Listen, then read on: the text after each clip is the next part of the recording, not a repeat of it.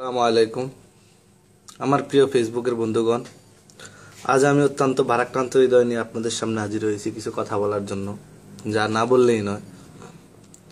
আমি গত 24 তারিখে ঘোষণা দিয়েছিলাম, যদি 27 তারিখে বিএনপির গাজীপুরের সমাবেশ সফল না হয় আমি বিএনপি থেকে পদত্যাগ করব, আমি বিএনপির রাজনীতি ছেড়ে দেব।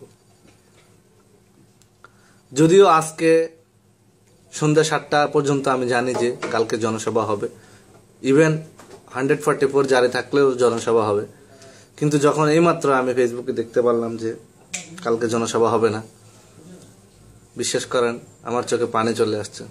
আমি বুঝে গেছি যে বিএনপির এই বর্তমানে ভুইফোড় নেতাদেরকে দিয়ে আন্দোলন তো দূরে থাক, একটা সমাবেশ ডাক দেওয়ারও অধিকার নাই, ক্ষমতা নাই। কর্মীদেরকে ম্যাডাম বিশ্বাস করে না, বেগম খালেদা জিয়া কর্মীদেরকে বিশ্বাস করে না, বিশ্বাস করে তার গুটি কয়েক নেতাকে। এভাবে যদি চলতে থাকে অচিরেই আগামী 1-2 বছরের মধ্যে বিএনপি নিঃশেষ হয়ে যাবে। বিএনপির আর কোনো দিন ক্ষমতা দেখার মতো সেই থাকবে না। আপনাদেরকে বলতে চাই, আমি জানি না আমার সিদ্ধান্ত কতটুকু কি হয়েছে।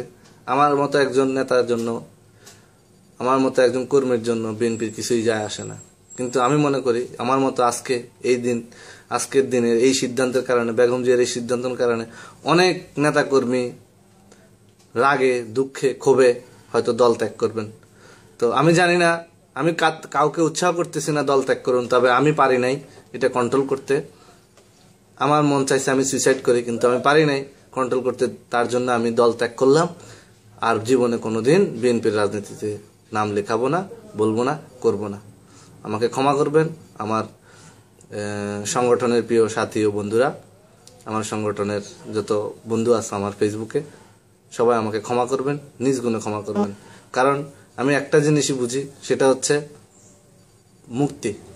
বাংলাদেশের মানুষ মুক্তি চায়, এখন মুক্তি চায়। বাংলাদেশের মানুষ যখন 1971 সালে পাকিস্তানি হানাদার কাছে জিম্মি ছিল তখনও মুক্তি চেয়েছিল, এখনো ঠিক একইভাবে এই হিটলার, নব্য স্বৈরাচার হাসিনার বিরুদ্ধে মানুষ জেগে ওঠার জন্য, মানুষ মুক্তি পাওয়ার জন্য যথেষ্ট সংগ্রাম করতেছিল। কিন্তু আজকে এই পরিস্থিতিতে বেগম খালেদা জিয়া যে সিদ্ধান্তটি নিয়েছেন সম্পূর্ণ ভুল, এবং এটা সম্পূর্ণ আত্মঘাতী সিদ্ধান্ত। আমি মনে করি যদি কালকে সমাবেশ না হয়, এখনো আমি বিশ্বাস করি কালকে সমাবেশ হবে, আর যদি না হয় তাহলে মনে রাখবেন বাংলাদেশের রাজনীতিতে বিএনপির নাম মুছে যাবে। খুদা হাফেজ, গুড বাই, সালাম আলাইকুম।